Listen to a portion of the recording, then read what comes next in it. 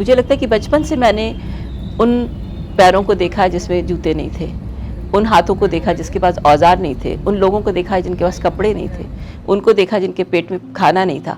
1980-1980 में पिताजी जब वर्धा आए और ग्राम उपयोगी विज्ञान केंद्र शुरू किया, तब से मुझे लगता है कि मेरा सचमुच जीवन का जो एक उद्देश्य था कि गांव में सही काम क्या किया जाए, तो ये था कि जितना भी अपना विज्ञान है वो सारा शहरों के लिए है, जितना विज्ञान है बड़े कारखानों के लिए है, पर सचमुच गरीबों के लिए, गांव के लिए, महिलाओं के लिए विज्ञान बना ही नहीं। तो जिसे हम इंडियन साइंस कहते हैं, जिसको गांधी कहते थे कि साइंस फॉर द विलेजेस, तो पिताजी ने जब ये काम शुरू किया तो मुझे लगता है सही मायने में मेरा काम 1980 से शुरू हुआ। डॉक्टर विभा गुप्ता ने विज्ञान और तकनीकी मदद से ग्रामीण उद्योगों को उन्नत बनाने का बहुमूल्य कार्य किया है और वे निरंतर इस कार्य में जुटी हुई है।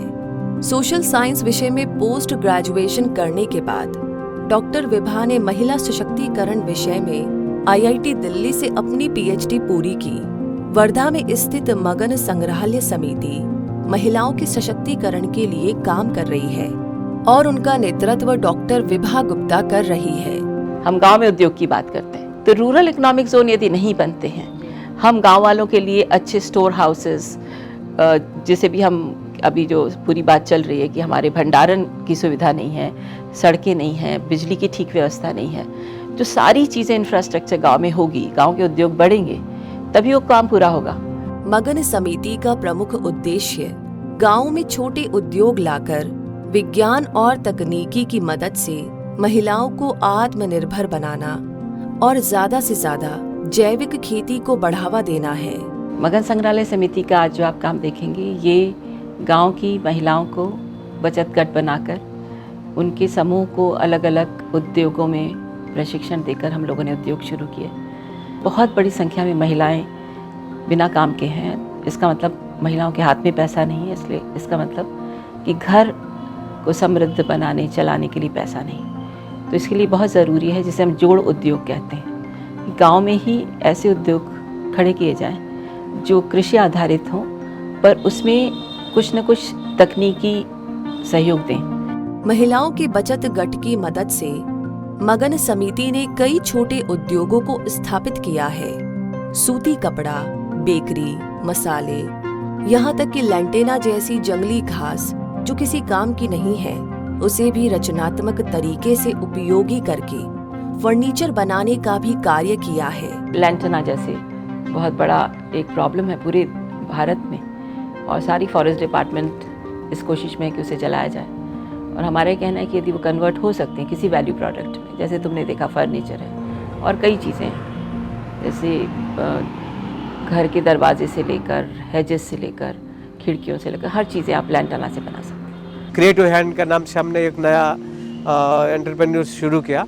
उसमें से जो उल्टा रावण लकड़ी से, वो भी फॉरेस्ट का वीड है, तो वो उसी से हम लोग ये लकड़ी से फर्नीचर बनाना चालू किया। तो उसको प्रोसेस है, और वो लकड़ी को लाके उसको उबालते, फिर बाद में साल निकालते, फिर उसके बाद में छोटे छोटा मशीनरी है, साइन पेपर से उसका घसाई करके उसको फिनिशिंग करके और फर्नीचर अच्छा बनाते। जब आप छोटे उद्योगों में कन्वर्शन करते हैं तो आप इस तरह की बहुत सारी चीज़ों का इस्तेमाल करते हैं जो गांव में बेकार जाती या बहुत कम दाम में बिकती। तो सबसे पहला उद्देश्य था कि किसान को, और ख़ासतौर से महिला किसान को, किसानी में ही रखा जाए, क्योंकि उसको किसानी की बहुत अच्छी समझ है, फल सब्जियों की समझ है, अनाज की समझ है, और उसकी प्रोसेसिंग गांव में हो। मगन संग्रहालय में जैविक खेती से बने खाद्य और उन्हें गाँव में ही प्रोसेसिंग करके हल्दी पाउडर, अलग अलग प्रकार के अचार और अन्य पदार्थ बनाए जाते हैं। महिलाओं को प्रशिक्षण देकर उनको कई उद्योगों के लिए तैयार किया जाता है। 10 बाया मध्ये लोणचं बनवत आहे, आणि आंब्याचं, लिंबाचं आणि टमाटर, कारलं, वांग्यापासून हर प्रकारच्या सब्जी, जे वेस्टेज झालेल्या भाज्या, ते आम्ही उपयोगात आणून आम्ही प्रकारचे लोणचे बनवत आहे आणि मार्केटिंग करत आहे। मिरची पावडर आहे, हळद पावडर आहे, धणे पावडर, जिरा पावडर, मसाला, काळा मसाला आहे आणि गरम मसाला आहे, चाय मसाला, सुपारी मसाला, जे साबुदाणा पापड, चिप्स आणि आलू पापड आणि आता हे प्रोडक्ट सर्व बनवत आहे. और एक यूनिट है सोलर ड्राई फ्रूट प्रोडक्ट. इसमें जो 4 वैरायटी का हम बनाते हैं, जैसे मैंगो बार है, अंबाड़ी बार है, इमली बार है और बेर बार है और खट्टा मीठा बार भी 5 वैरायटीज हम बनाते हैं. तो ये सारी चीज़ों को हम यहाँ यूटिलाइज़ करें तो एक बहुत बड़ा एरिया है जिसमें आप ऐसे प्रोडक्ट्स बना सकते हैं जो अभी तक कॉमन नहीं है और गांव में आसानी से बन सकते हैं. जैसे अभी आप देखेंगे अंबाड़ी से बेसिकली वीट हर जगह उगती है और कभी उसका उपयोग नहीं हुआ और वो कोकम का टक्कर ले सकता है. फिर हमें लगा जो भी हम प्रोडक्ट बनाएं हमें ये ध्यान रखना पड़ेगा कि उसे ऑर्गेनिक होना चाहिए, क्योंकि यदि हम केमिकल यूज़ करके सामान बनाते हैं तो हम फिर से वही कर रहे हैं गलतियाँ जो इंडस्ट्रियल वर्ल्ड ने की है. इस संस्थान ने कई बंजर जमीनों को जैविक माध्यम से पुनः जीवित किया है और कई किसानों को जैविक खेती करने के लिए प्रोत्साहित किया है, जिसका फायदा किसानों को हो रहा है. साधारणतः हे काम करत असताना सुरुवातीच्या काळामध्ये देशी बीज अभियान, देशी बीज संवर्धन अभियान या अभियानाला आम्ही सुरुवात केली. परिसरातल्या विराट ब्लॉकमधल्या परिसरातल्या 52 गावामध्ये आम्ही देशी बीज अभियानाची एक सुरुवात केली. गावागावामध्ये जनजागृती यात्रा काढून बैलबंडीच्या माध्यमातून, सायकल रॅलीच्या माध्यमातून गावागावामध्ये जनजागृती केली आणि त्या परिसरामध्ये, त्या गावामध्ये, त्या गावातल्या शेतकऱ्याजवळ जे देशी बियाणं संवर्धित केलेलं होतं, जे काही उर्वरित बियाणं होतं, त्याचं कुठेतरी संकलन करण्याच्या दृष्टीने आम्ही विचार केला आणि ते बियाणं आम्ही देवबीज या रूपाने आम्ही त्यांच्याकडून डोनेट घेतलं आणि ते बियाणं परत आमच्या फार्मवर, जे आमचं नैसर्गिक शेती विकास केंद्र आहे, विकास केंद्राच्या फार्मवर अन्य शेतकऱ्याकडे ते देवाणघेवाण करून ते बियाणं परत दिलं आणि त्यातून साधारणतः 35 प्रकारचे बियाणं आमच्यापाशी संवर्धित झाले.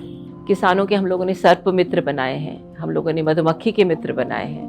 मधुमक्खी कैसे ज़्यादा बढ़े उसके ऊपर हम काम कर रहे हैं. तो एक पूरा इंटीग्रेटेड अप्रोच किसानों के साथ लिया. जब हमने खादी का काम किया तब हमें लगा कि खादी केवल कपड़ा नहीं बनाना है, तो कपास से लेकर कपड़े तक की पूरी यात्रा में हम पूरी तरह ऑर्गेनिक कैसे हों. ऑर्गेनिक कॉटन सीड से लेकर कपड़ा, उसकी रंगाई, छपाई, सब ऑर्गेनिक कैसे हो. जैविक पद्धति से कपास उगाकर संस्थान खादी का प्रोत्साहन करती है और पारंपरिक पद्धति से खादी के कपड़े बनाए जाते हैं और विश्व भर में बेचे जाते हैं. आप देखेंगे कि हर चीज़ को हमने एक मूवमेंट के साथ जोड़ी है, मतलब एक मैसिव अवेयरनेस प्रोग्राम. आप हमारी बेकरी में देखेंगे तो हम मैदा इस्तेमाल नहीं करते, शक्कर इस्तेमाल नहीं करते, हम गुड़ इस्तेमाल करते हैं, हम ऑर्गेनिक गुड़ बनाते हैं वगैरह. तो इन सब चीज़ों की अवेयरनेस जनरेशन के हम कई कैंपेन्स करते हैं कि शक्कर की जगह गुड़ खाओ, या फिर सोयाबीन की तरह की जगह जवस का तेल खाओ, या ऑर्गेनिक वेजिटेबल्स की तरफ हम ध्यान देते हैं. तो ये अवेयरनेस जनरेशन भी एक तरह से एंटरप्राइजिंग है, एंटरप्रेन्योरशिप है, इसको डेवलप करता है. उसमें से कई छोटे छोटे एंटरप्रेन्योरशिप डेवलप होते हैं. आणि इथे 10 प्रकारचे, बेकरीमध्ये 10 प्रकारचे बिस्किट बनतात. ब्रेड, टोस्ट, क्रीम ब्रेड आणि आवळ्यामध्ये आवळा ज्यूस, आवळा लाडू, आवळा कँडी, सुपारी, आचार, हे सगळे प्रॉडक्ट बनतात. आणि गुळाचं प्रॉडक्ट तर गूळ आहेच. जामणी दिनकर नगरला आयुर्वेदिक युनिट आहे, तिथे 100 प्रकारचे आयुर्वेदिक औषधी बनतात. तर ते जामणीला बनतात, तिथे 4 महिला काम करतात. आम्ही मगर संग्रहालयामध्ये मोठं दुकान आहे ते नागपूरला, वर्धेला आणि बाहेर गावाला फॉरेनला सुद्धा आमचे लोणचे जातात. त्याच्यामुळे आम्हाला भरपूर प्रॉफिट मिळत आहे. और हमारा प्लान यही है कि गांव में ऐसे हज़ारों एंटरप्राइजेस बने जो गांव के लिए उपयोगी भी हों और गांव का पैसा गांव में रहे या शहर का पैसा गांव में जाए. आधी आम्ही फक्त चूल आणि मूल यातच आपलं सगळं समजत होतो, पण आम्ही इथे जेव्हापासून जुळलं गेलो आहोत तेव्हापासून आम्हाला बँकेचे व्यवहार आणि लोकांशी बोलणं, वागणं हे सगळं आम्ही इथूनच शिकलो. मला 2 मुलं आहे. मुलगा इंजिनियर झाला आहे आणि मुलगी पण शिकली आहे. तिचं नर्सिंग झालं आहे, तिचं लग्न झालं आहे. आज म्हणजे आपण गरीब आहे, आपण टिनाच्या झोपडीमध्ये राहतो. मी भिंती पडल्या आहे, विटा लावून आहे. 2013 पासून मी इथे काम करत आहे. मला आता 8 वर्ष झाले आहे. मला कोणताही त्रास झालेला नसल्यामुळे मी आतापर्यंत इथे सगळे कामं व्यवस्थित करत आहे आणि दीदी पण मला सगळे सपोर्टिंग करत आहे. माझे कोणत्याही वेळेवर ते लोक धावून येतात. मी अर्ध्या रात्री फोन केला तरी येतात. म्हणजे मला बाहेरच्यांचा साथ आहे, घरच्यांचा नाही. मैंने बहुत कुछ गांव की महिलाओं से सीखा और समझा है. बस उन्हें थोड़ी हिम्मत चाहिए, थोड़ी जगह चाहिए और थोड़ा विश्वास चाहिए. यदि तीनों मिल जाता है तो मुझे लगता है कि हमारे गांव की महिलाएं बहुत आगे निकल सकती हैं और देश को एक सचमुच भारत का एक सुंदर, एक ममतामयी देश बना सकते हैं। मगन संग्रहालय की मदद से कई छोटे छोटे उद्योग उभर के आ रहे हैं और सारे समुदाय को उसका फायदा हो रहा है। 60 से अधिक प्रोसेस्ड प्रोडक्ट्स मगन संग्रहालय बनाने में कामयाब रही है। जब गांव की महिलाएं देश के विकास में हाथ बढ़ाएगी तो भारत को फिर से हम समृद्ध और सुरक्षित देश बना सकेंगे।